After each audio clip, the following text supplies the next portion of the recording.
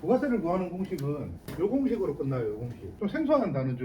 요 매출세. 근데 매출이란 단어는 많이 들어봤죠. 그러니까 아이스 아메리카노를 4,400원에 팔았으면 매출이 4,400원 발생한 거예요. 매출을 알면 매출세액을 구할 수가 있어요. 나누기 10이라면 돼요. 그래서 매출세 400원이 되는 거예요. 재료비가 1,100원 들었다는 말은 매입이 1,100원이란 말이에요. 그러면 매입세액은 얼마죠? 100원. 그래서 빼니까 300원. 그래서 아이스 아메리카노 한 잔의 부가세는 300원인 거예요. 장사가 너무 안 되는 거예요. 아이스 아메리카노 세상에 하루에 한 잔밖에 못 팔아. 그럼 하루 부가세가 얼마죠? 300원. 한 달 부가세가 얼마죠? 9,000원. 부가세를 1년에 2번 신고해요. 6개월 부가세 얼마죠? 54,000원. 그거 신고하고 납부하는 거예요. 이번 달에. 그게 다예요. 부가세 신고. 예를 들어서 세무사들이 이 공식보다 더 세금이 내려가는 공식을 쓸 것 같으면 맡겨야죠. 그들도 동일한 공식을 쓰거든요. 전문가라고 다른 뭐 편법을 쓰고 이런 거 없어요. 딱 세법에서 정한 이 공식 하나만. 이게 부가세의 전부입니다. 요 단어를 제가 적었는데 이분은 답을 아실 거다. 글자 다 보이죠? 이 중에서 맞는 게 몇 개가 있을까요? 맞게 쓴 단어 하나 있고 또 없다 또 네, 다 틀렸어요. 다 틀렸어요. 근데 너무 많이 써요 이 말을. 전화 상담은 안 하거든요. 제 일이 안 돼서. 그래 카톡으로 어지간한 상담은 이제 해드리고 해요. 이렇게 교육 때 만나셨던 분들도 그렇고 또 따로 제 교육을 받으셨던 분들도 그렇고. 이런 단어 쓰지 말자는 거죠. 성공을 하지 못한 사람들이 물어봐요. 당신 왜 성공을 못했니? 라고 물어보면 제일 먼저 대답하는 게 돈이 없어서. 조금만 더 있었다면 돈이 없어서. 두 번째로 많이 하는 게 재능이 없어요. 저는 사업가였어요. 한 20년 동안 사업을 했거든요. 처음에 장사를 했어요. 식당, 돼지갈비집을 했는데 대구에서 돈 많이 벌었어요. 그리고 부산에 여기 어디고 서면에 네오스포 있죠. 거기서 옷도 팔았고요. 그 인터넷 판매 요걸로도 매출을 많이 올렸고요. 그러다가 나중에는 이제 화장품 도매를 했어요. 크게 돈 많이 벌었어요. 저. 네, 다 그 시대에 만능을 하셨네요. 돈 진짜 많이 벌었어요. 네. 식당부터 저 그리고 장사 쪽으로는 되게 잘 알아요. 제가 어느 정도 잘 나가냐면요. 부산에 그 서면 노타리 있죠. 그 1층에 200평짜리 매장을 했어요. 하루아침에 부도가 나서 망했어요. 돈을 벌려면요. 아는 걸 토대로 활용을 했을 때 돈을 벌어요. 정보를 아는 거하고 정보를 활용하는 게 달라요. 일단 알지 못하면 활용도 못하는 거예요. 세금도 똑같습니다. 내가 알아야 활용할 수 있어요. 버릴 수도 있고. 그래서 기본은 꼭 알아야 된다. 그게 창업 관련 지식이든 세금 관련 지식이든. 그래서 내가 아는 게 참 중요한 거다. 그리고 돈을 벌려면 아는 걸 토대로 활용을 할 줄 알아요. 활용. 사장님 둘이서 얘기를 나누는데 두 분의 얘기가 귀에 들리는 거예요. 야, 나는 작년에 매출이 2억이었는데 이번에 종소세가 3만 원 정도 나왔어. 그 옆에 있던 사장이 같은 뭐 동종업계인가 봐요. 난 500만 원밖에 안 나왔는데 네 매출이 얼마인데? 너무 비슷해. 애초에 말 꺼낸 사람이 어떤 말을 하냐면 세무사 바꿔야겠네. 1,000만 원 이제 나온 사람이. 그래서 500만 원 나온 옆 사장 보고 누구 세무사네 좀 소개해줘. 그런 대화를 막 나누더라고. 굉장히 옆에서 좀 친한 사람 같으면 설명도 해주고 할 건데 그냥 안타까워하고 말았는데 그 사람들이 한 공식만 알았으면 그런 소리 안 할 것 같아요. 일부 때도 이야기를 했을 수도 있을 것 같은데 세금을 구하는 공식은 그게 부가세든 종소세든 번 돈에서 벌기 위해 쓴 돈을 뺀다. 1,000만 원 나온 사람하고 500만 원 나온 사람하고 왜 그랬을까? 왜 매출은 비슷한데 번 돈은 비슷한데 누구는 세금이 절반 정도 적게 나왔고 세금이 적게 나온 사람은 이 돈이 많았겠죠. 이 돈이 많다는 말을 달리 해석하면 이익이 적었겠죠. 비싼 업종이지만 싸게 팔았겠지. 이익이 적으면 세금은 적게 나오는 거예요. 세무사가 중요한 게 아니었어요. 그런데 현실은 어때요? 이런 사건이 빈번해요. 세금 많이 나오면 제일 먼저 하는 게 세무사 바꿔야겠네. 세무사 바뀐다고 해결이 안 돼. 모르고 맡기면 이렇게 되는 거예요. 그냥 세무사 잘 쓰면 세금이 낮아지는 줄 알고. 아닌데 회계사무실 거래를 하면요. 제가 1강 때 이야기했나요? 회계사무실을 거래할 때 발생되는 비용에 관해서 1년에 한 200만 원 정도 들어가요. 기장료, 조정료, 소모품비 이런 것들에서. 그런데 부가세 계산을 방금 6개월 정도 얼마 54,000원. 그게 단데 직접 해도 되는데 1년에 내는 세금이 합쳐서 내가 직접 신고했어요. 직접 신고하니까 100만 원 나왔어. 근데 100만 원 나왔는데 세금 공부를 별로 안 했어. 세무상식이 별로 없었어요. 그래도 100만 원 정도로 선방을 했어요. 근데 세무사를 맡기니까 10만 원이 예를 들어 나왔어요. 세금이. 그럼 세무사 잘 맡긴 거예요. 10만 원 정도 세금이 10%밖에 안 나왔잖아요. 그럼 난 세무사 거래하는 게 칭찬받을 일이에요. 그렇죠? 세무사도 210만 원 나간 거지. 210만 원. 근데 내가 직접 신고했는데 세금은 10배 많이 나왔어요. 그런데 100만 원 나왔죠. 그럼 1년 동안 내가 지출을 빼보면 110만 원, 110만 원을 안 맡긴 게 본 거죠. 이런 일도 빈번해요.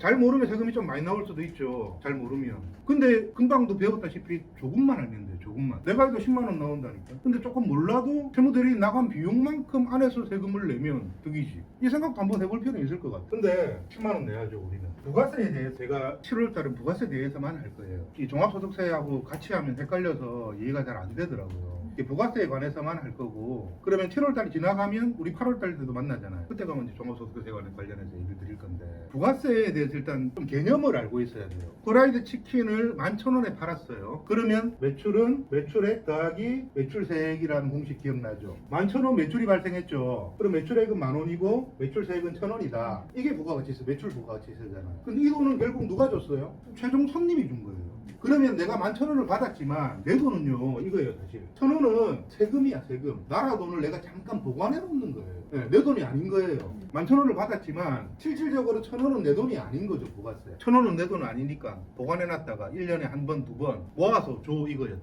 근데 지금은 IT 기술이 너무 발전했죠. 그러면 굳이 부가세 신고를 안 하는 게 안 나을까? 그냥 10,000원 들어오면 1,000원 그냥 알아서 빼주고 1,000원만 내주면, 카드 끌으면 10,000원만 내 통장에 들으면 난 부가세 신고 안 해도 되잖아.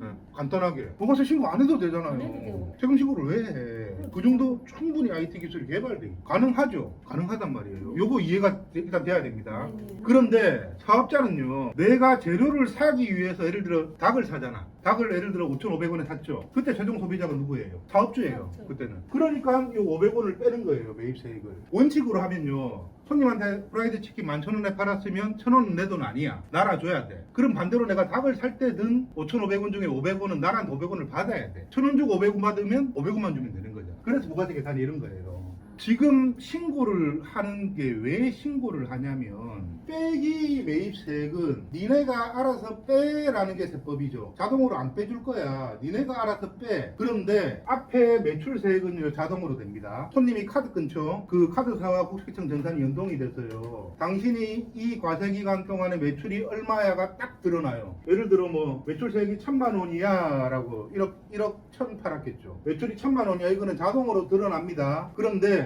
이거는 자동으로 안 드러나요. 니네가 알아서 빼라고 해요. 충분히 자동으로 가능한데, 그 이유는 자동으로 하면은 세금이 적게 걷죠. 너가 빼. 그래야 세금 내려갈 거니까. 안 뺐어. 땡큐. 땡큐지. 세금 많은 거치니까. 언젠가는요, 제가 볼 때는 좀 빠른 시간 안에 자동으로 될 것 같아요. 과학기술이 조금 더 발달하면. 절세 주체는 사업자 자신일 수밖에 없는 게 현재 구조가 그렇다는 거예요. 세금은 내가 알아서 빼야 되는 거예요. 벌기에 쓴 돈. 그러면 이 벌기에 쓴 돈은 막 빼주겠느냐라는 걸 또 고민해봐요. 막 빼주느냐, 벌기에 쓴 돈이라고. 사실적으로 따져보면 막 빼줘야 될 게 맞을 것 같은데 막 안 빼줘요. 그 이유가 부가가치세가 박정희 대통령 시절에 만들어졌다고 그랬죠. 세법에 어떤 거를 명시했냐면, 막 빼주진 않을 거고 뭔 영수증을 하나 받아와. 그러면 빼줄 거야. 그 영수증 이름이 세금계산서입니다. 당신이 세금계산서를 받아오면 빼줄 거야 라고 법에 딱 명시를 해놨어요. 그래서 세금계산서는 사업자와 사업자 간에 주고받는 영수증이라고 하는 거예요. 그러면 우리가 이제 사업자 등록을 했단 말이죠. 그러면 벌기에서 돈을 현금을 줬어요. 그러면 상대 사업자한테 뭐 달라고 그래야 되죠? 네, 그거 달라고 해야 돼요.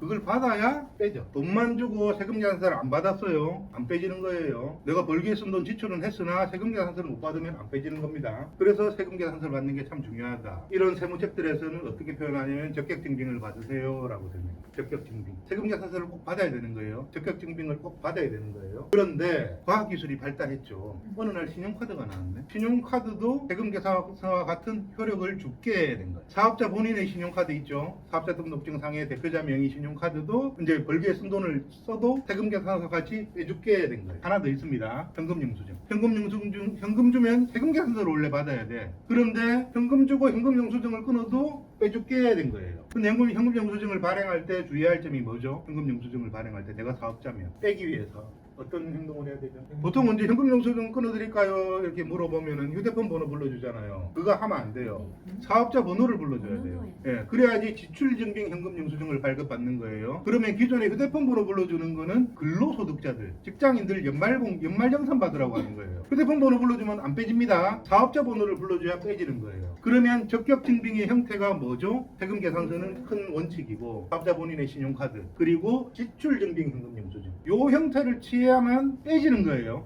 이 형태를 취해야만 빼지는 겁니다. 사업자 등록증을 발급받고 나면 제일 먼저 뭐 하죠? 아주 빠른 시간에 하는 행동이 두 가지가 있잖아요. 은행 가잖아요. 사업용 계좌 만들러, 사업자 통장 만들러 가잖아요. 그리고 은행 가서 또 뭐예요? 통장 계산하면서 사업자 카드 발급받잖아요. 그거를 많은 분들이, 제법 많은 분들이 해요. 아주 빠른 시간 안에. 누가 하라 했죠, 근데? 그렇지, 은행에서 하라 했죠. 은행에서 할게요. 은행에서 선생님 사업자네요? 사업자 통장 개설하고 사업자 카드도 하나 만드세요.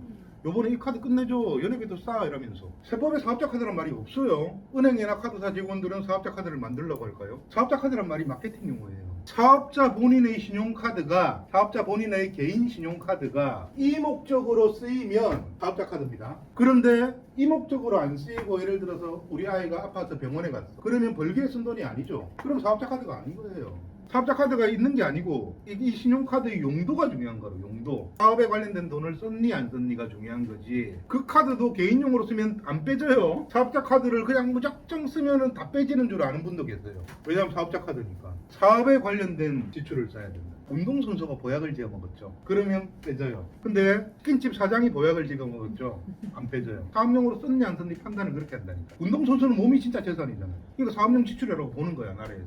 근데 치킨집 사장이 보약가리 먹는 거는 그거랑 치킨튀기 이런 건 별개라고 보는 거죠. 그건 사업용 지출이 아니에요. 또 사업자 카드는 내 사업 목적에 관련된 지출을 쓰면 사업자 카드인 거예요. 그러니까 이제 이렇게 텍스코디 강의를 들으신 분들은 사업자 카드를 개설하면 안 됩니다. 사업자 카드 굉장히 안 좋아요. 혜택도 적고 할부도 안 되고. 사업자 카드 캐시백 이런 거 혜택 굉장히 없고요. 그냥 개인 신용카드가 혜택이 더 많아요, 오히려. 그러니까 혜택이 많은 걸 전환하면 카드사는 득이죠. 혜택을 안 줘도 되니까. 그래서 사업자 카드를 발급시키는 거예요. 사업자 카드는 발급받으면 안 돼요. 그냥 내 신용카드 중에 혜택 제일 좋은 거 쓰면 돼요. 마일리지 제일 적립 많이 받는 거 그냥 사업용 지출 쓰면 다 빼진다는 거.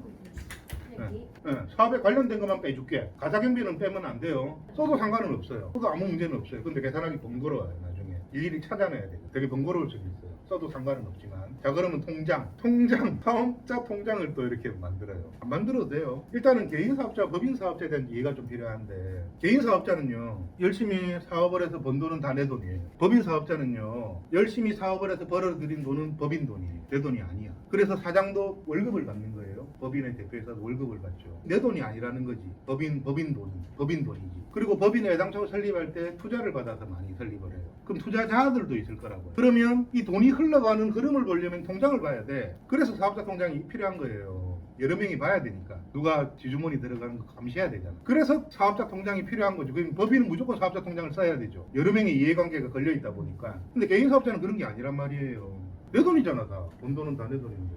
내가 번 돈이에요.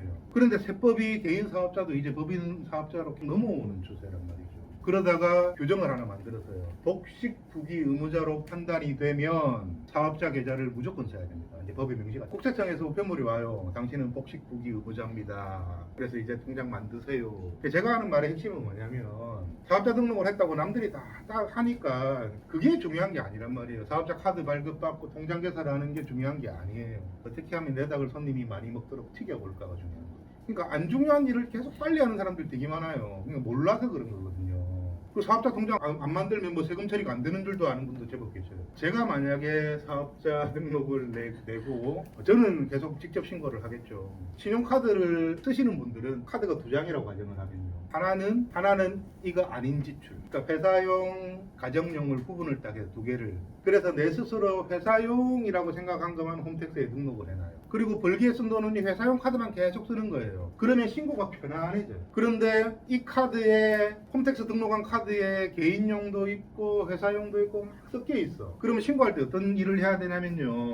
그 부가세 신고할 때 홈택스로 이제 신고를 하잖아요. 그러면은 뭐 예를 들어서 맨날 며칠 어디에서 금액 얼마를 썼는데 제일 오른쪽 칸에 보면 공제, 불공제 이렇게 나와 있어요. 이 공제 동그라미가 되어 있으면 빼줄게 이 소리예요. 홈택스 화면에. 근데 불공제 동그라미 되어 있으면 안 빼줘 이 소리예요. 그런데 이 홈택스 AI가 내가 쓴 지출이 개인용인지 회사용인지 구별을 못해. 홈택스 AI는 그걸 걸러내는 기능이 없어요. 그럼 누가 걸러내야 돼요? 내가 걸러내야 돼요. 6개월 동안 내가 쓴. 6개월 동안 내가 쓴 지출 내역을 걸르는 게 쉬운 일일 것 같아요. 6개월 동안 내가 쓴 지출이 사업용, 개인용을 내가 일일이 걸러야 돼. 걸러서 공제로 다 바꿔야 돼. 이거 쉬운 일 아닙니다. 6개월 동안 쓴 내역이 어마어마해요. 몇십 페이지가 넘어가요. 제가 한번 해봤거든요. 저는. 와 이거 못하고 나중에 눈이 빠지려고 그래요. 컴퓨터 화면을 한 시간 넘게 보고 있으니까. 내가 해도 엄청나게 짜증나는 일이었는데 세무사한테 맡겼네? 이 짓 할 것 같아요. 세무사들이 이 귀찮은 일을 할 것 같아요. 안 할 가능성이 굉장히 높아요. 내가 해도 귀찮은데 이거 한다고 돈을 10만 원, 20만 원 더 받는 것도 아니잖아. 내가 세무사라고 생각을 해보세요. A 사장님, B 사장님이 있어요. A 사장님은 홈택스에 등록한 사업용 카드를 진짜 사업용만 썼어. B는 두 장짜리 다 썼어. 어느 사장님이 더 이쁠 것 같아요? 당연히 이 사람이 이쁘죠.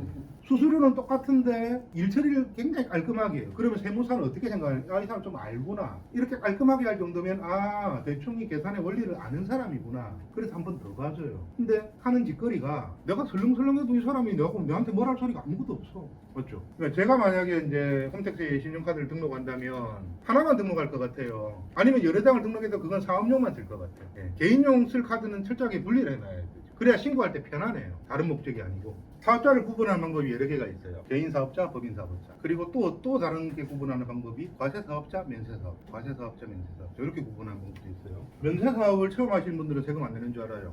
근데 면세인데. 근데 여기서 면세는 어떤 세금이 면세된다는 말이냐면 부가세만 면세되는 거예요. 애초에 과세, 면세를 구분하는 거는 부가세가 기준인 거예요. 그럼 면세 사업자는 어떤 세금 내야 되죠?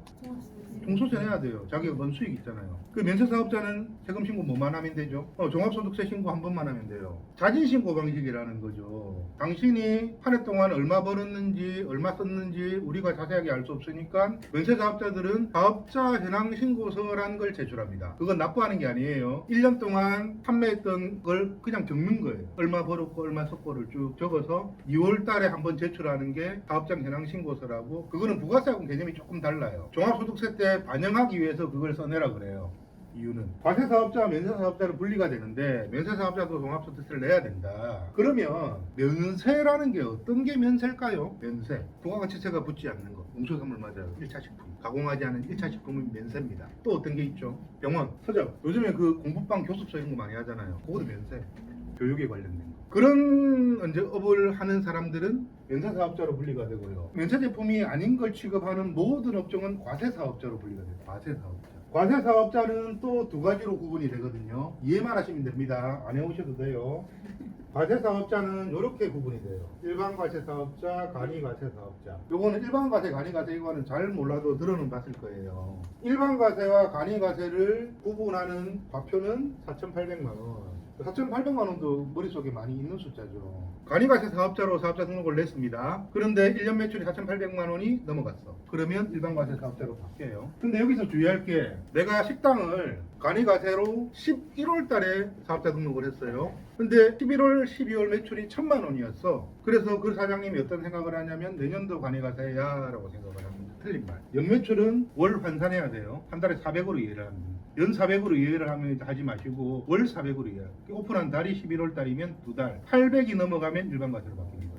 요것도 되게 많은 분들이 착각을 하세요. 한 7월에 오픈해가지고 3,000만 원 팔았는데 나 내년에도 간이과세겠네? 아니에요. 월로 환산. 월 400으로 이해하면 제일 빠릅니다. 계속 지금 얘기하는 게 과세 사업자 중에서 일반 과세 사업자를 전제로 하고 지금 계속 얘기를 하고 있어요. 부가세 계산하는 당시 제가 그 아이스 아메리카노 4,400원이 재료비 1,100원 들어갔는데 한 잔에 부가세가 얼마죠? 300원 얘기를 하셨단 말이에요. 일반 과세 사업자 얘기를 하는 겁니다. 간이과세 사업자는 계산하는 방법이 조금 틀려요. 그거는 제가 이제 남은 시간 동안 계속 얘기를 드릴 거고, 지금은 일반 과세 사업자에 관해서만 얘기를 해드리는 거예요. 그래서 일반 과세 사업자가 빼기 매입세액을, 이런 책에서는 매입세액 공제라는 표현을 써요. 같은 말이죠. 빼기 매입세액. 매입세액 빼줄게, 매입세액 공제해줄게. 일반 과세 사업자가 매입세액 공제를 받으려면 세금계산서를 받아야 된다. 이것도 이해하시면 돼요. 세금계산서를 받아야지 빼준다. 안 받으면 안 빼준다. 그래서 이 세금계산서를 받는 게 너무 중요하다. 그래서 세무책들 보면 끊임없이 적격증빙 말이 나오는 게 너무 중요하기 때문에 적격증빙을 받지 않으면 안 빼줘요. 오늘 이쯤에서 마치고요. 다음 주에 사 얘기를 좀 재밌게 해드릴게요. 예, 감사합니다.